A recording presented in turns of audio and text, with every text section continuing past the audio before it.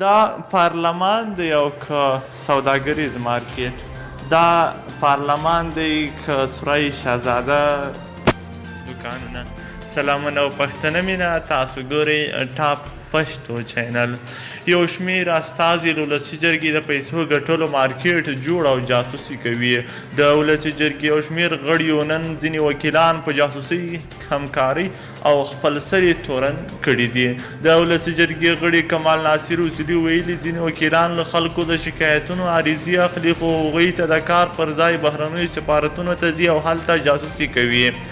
اصولي زیاته کړې ده چې وکیلان او سیاسون د افغانستان پر ځای د پیسو په غم او فکر کې دي. هغه یو شمېر سیاسون تورن کړي دي چې د موقت حکومت له لارې غواړي په اوسني نظام کې کودتا وکړي.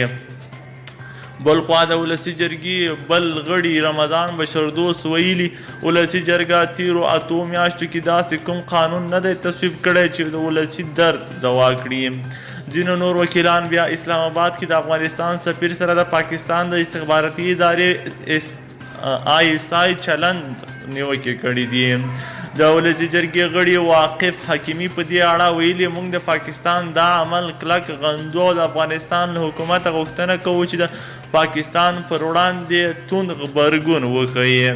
په دې اړه تر اوسه ولسي جمهوریت ماڼۍ لاسونه دی ویلي. د لا زیاتو کره او دقیقو معلوماتو لپاره زموږ چینل سره سبسکرایب او ویډیو له ملګرو